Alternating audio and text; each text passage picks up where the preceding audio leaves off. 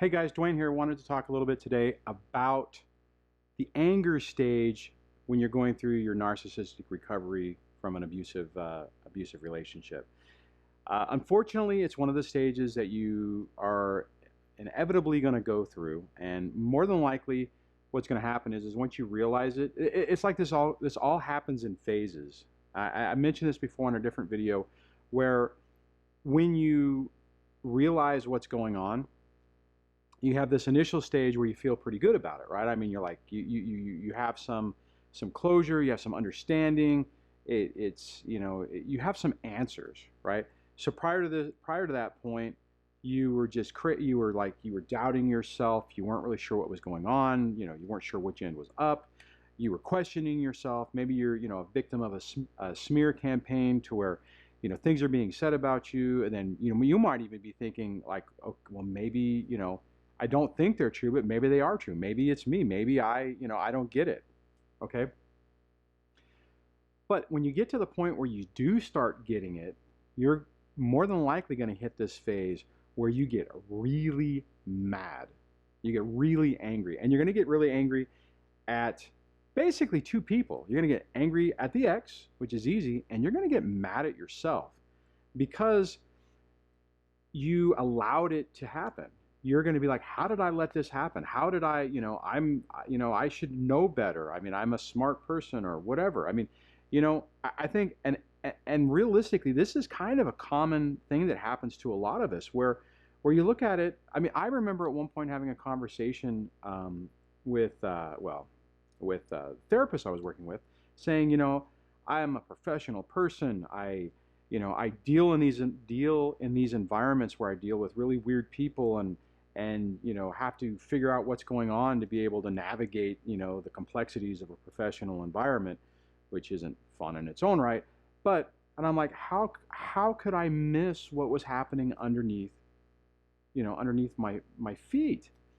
And I remember, and it didn't necessarily help, but I remember the therapist saying, well, that's pretty common, and that happens. You just don't see what's in your environment. And not exactly a message I wanted to hear. And see, and here's the problem that I have with, or that I had with some of those people is, okay, so when you sit down with a therapist, they don't sit down with you and go, here's my life history of why I know the things I know, right? Because that would be highly inappropriate, and it's not professional, and it's not, the way things are done. But see, we're just talking, right? So I'm just sharing my story and talking to you, trying to, give you some ideas of what you're going through, and trying to be a person that you can relate to, who can say that, right? Who I can say, I've been through some of this stuff, and this is the process I went through.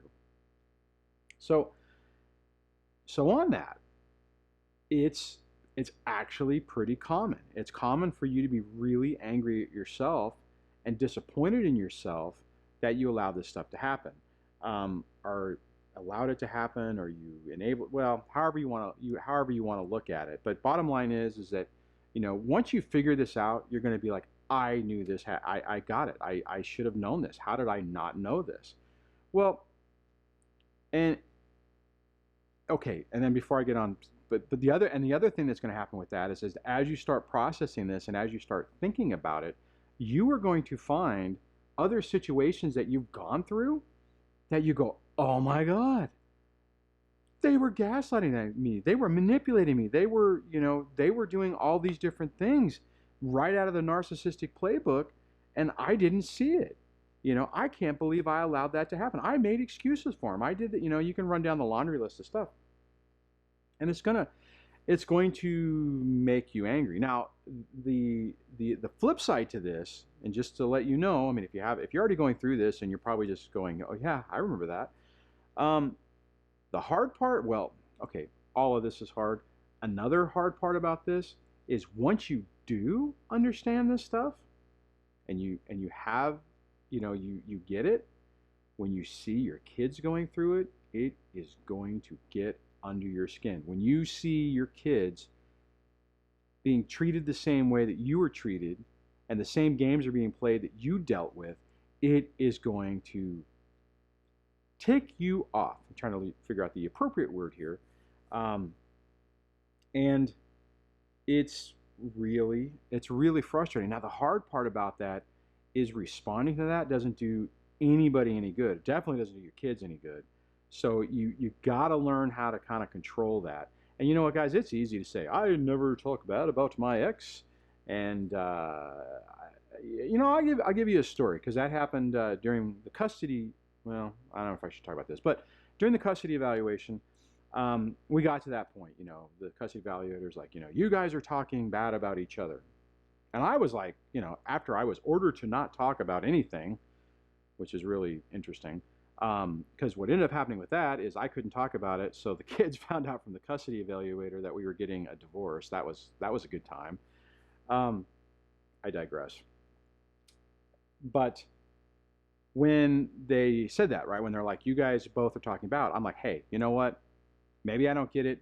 Give me an example. Tell me what I did so that I know what you're talking about. And she's flipping through her notes, and she's like, I can't find it. And I'm like, okay, well, if you remember, let me know, because I don't want to do that. And, if you can tell me specifically what I did, then I know what not to do, right?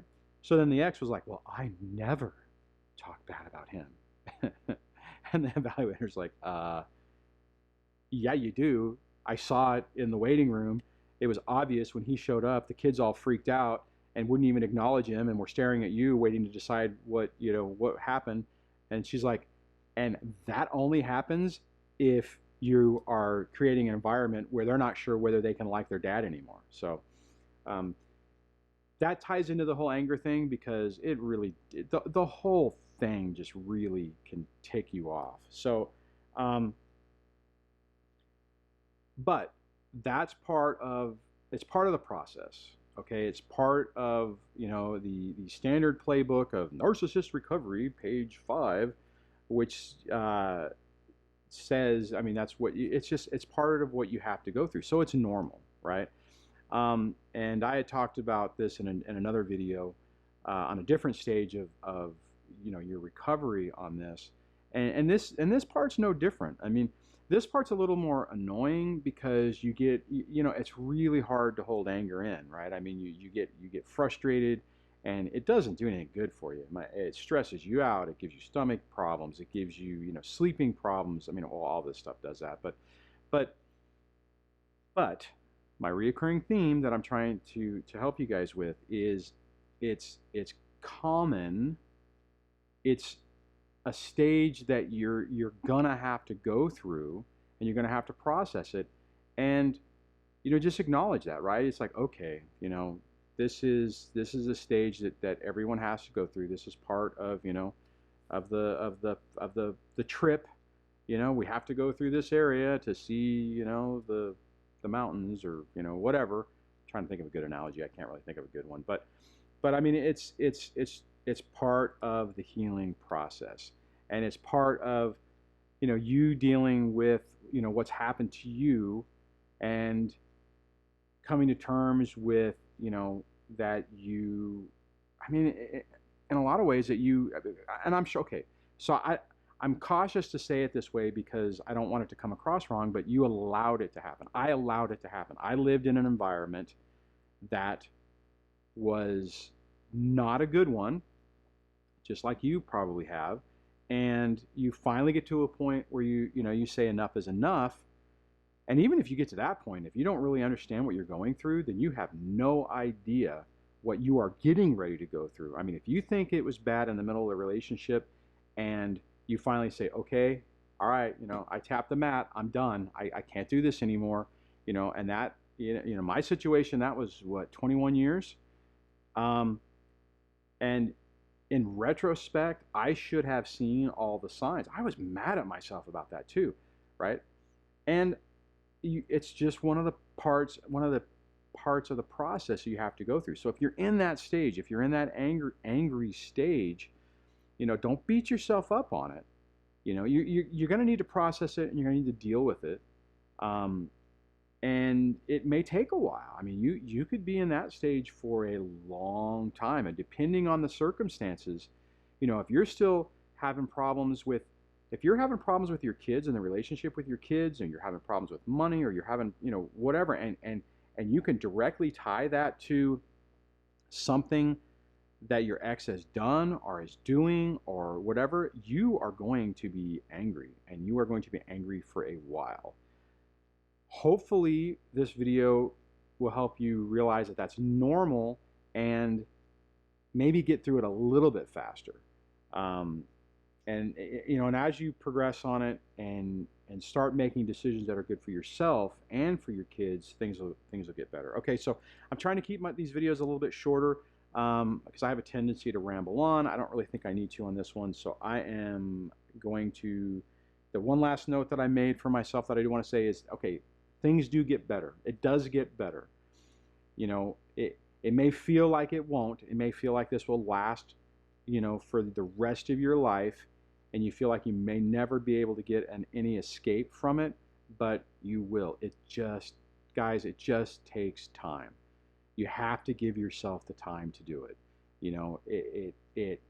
It sucks, and it's hard, and it's painful, and there's nothing really great about any part of this, but it does get better, okay?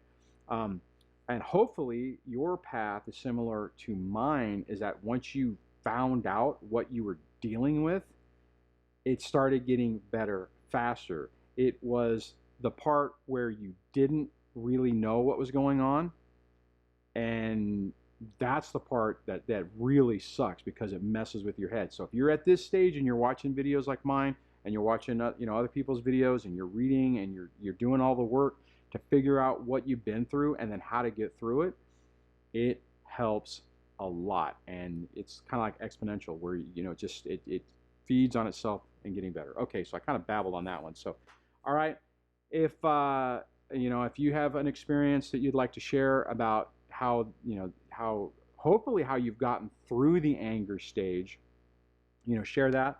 If you're still in it and you just want to say, hey, I'm still working through it. I mean, you don't have to put a lot in there, because I don't want you to say anything that's just going to be re-triggering and get to you.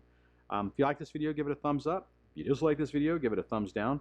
Like I've said before, if you watch this far and there's something you don't like about it, let me know. Hey, I'm trying to make this. I'm trying to do this to be helpful. Like I've said before, and I'll say it again. I am trying to create something that I wish that was available to me, that spoke to me in a certain way, because everyone has a different way of communicating, and hopefully there's some folks out there that this will resonate with and it'll help them. And if you like the channel, hey, subscribe, and I will talk to you guys later. So hopefully you're doing good. If you're not, take a deep breath. Just say to yourself, this will get better. I mean, sometimes it may feel like it won't. There's another YouTuber who used to say, maybe you might have to change that a little bit to where you say, maybe in some point in time, I might be able to learn enough to be better. I mean, however you have to word it, but just know, guys, it does get better. It does. It sucks. It's no fun. It's not going to be an easy ride. This isn't what you signed up for. This isn't what you wanted, but it does get better. Okay, so on that, I'm going to close this up. Hope you're having a good day, and I will talk to you on the next one. Take care. Bye.